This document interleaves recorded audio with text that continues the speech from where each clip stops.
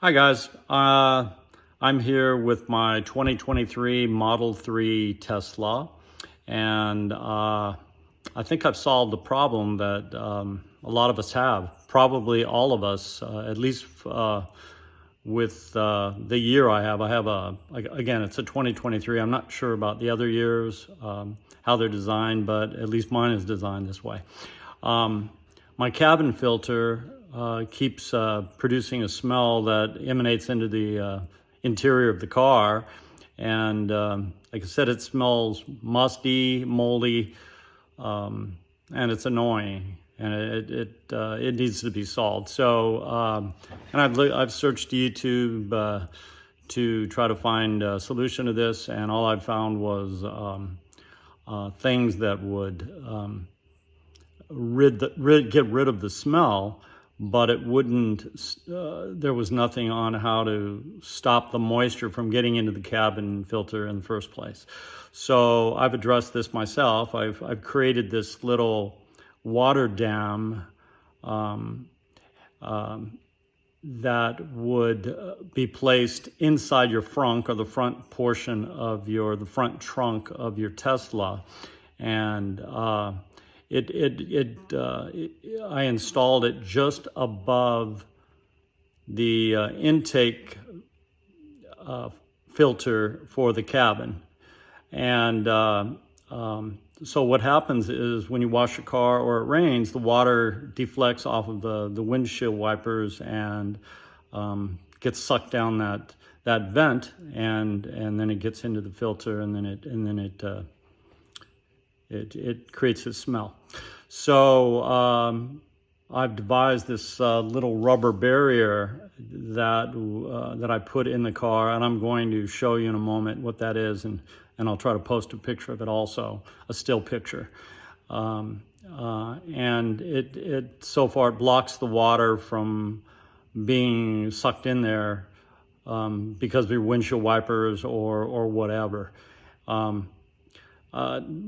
I know that they say put it in car wash mode, and it's got a little flutter valve inside that shuts, and then the moisture doesn't get sucked in there and doesn't get into your filter. That's true to an extent. Once you open that flutter valve up again, start your car, take it out of car wash mode, there's a little residual water in there, and it keeps getting sucked in there, and it becomes moist and creates that smell. And when you're driving, your vents are open, and if it rains outside, it gets sucked in there from the windshield wipers, flipping it into that vent. Now that vent is located, again, it's in your frunk, and it's right below your windshield wiper, and water doesn't really get in there so much. It does go underneath the hood. There's a little 2-inch area, and it escapes into there, and it sort of drains through your frunk and then out to the street. But your vent's right there, and it tends to drain into that vent and get sucked in, and then the problem, that's when it occurs. So I've put this little barrier there, and it kind of blocks the water from getting sucked into the vent, and allows the water to run down around the vent and bypass it, and then it just gets evacuated into the pavement. So I'm going to show you, or try to show you over my shoulder, what this looks like. Here we go. It's right there. You'll see the vent right there.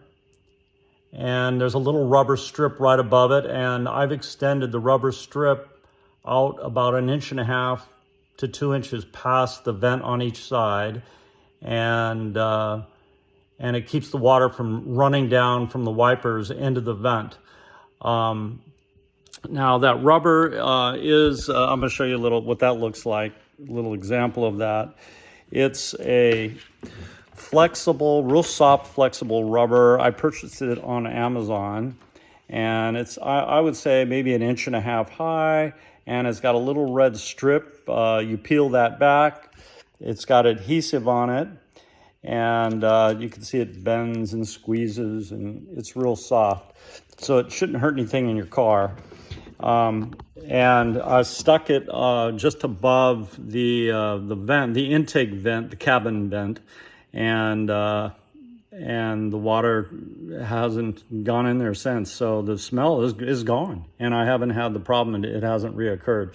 So I believe this material on Amazon was designed for shower floors, tubs, things like that, so that water won't roll out of the shower pan and into your bathroom or whatever. And it's like a dam, like a water dam.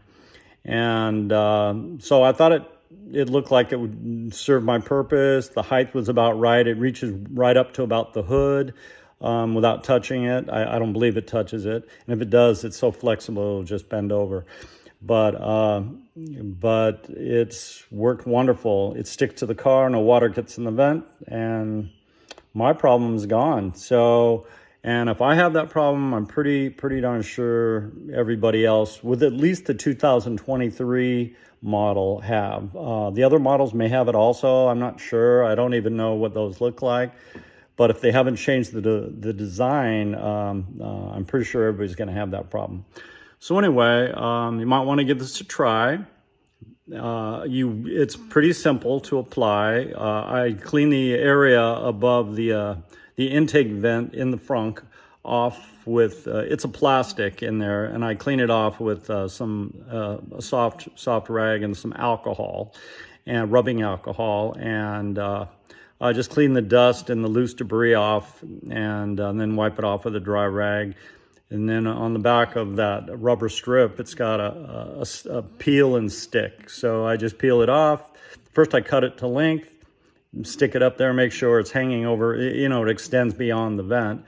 And then I peel the strip off, and you lay one side down, and then slowly, string it across, and put it on until it sticks pretty good. And then you're done. You close the trunk and it's good to go. So I recommend you try it, but again, it's not really advice, so you might want to make sure it's not going to hurt anything on your vehicle before you do that. That's a little disclaimer, but I can't see what it would hurt. I've had it done for quite a while, no issues. It solved my problem, so use your own judgment on that. But other than that, I think we've solved the problem. So good luck. Enjoy your Teslas, a wonderful car, and have a great day. Bye-bye.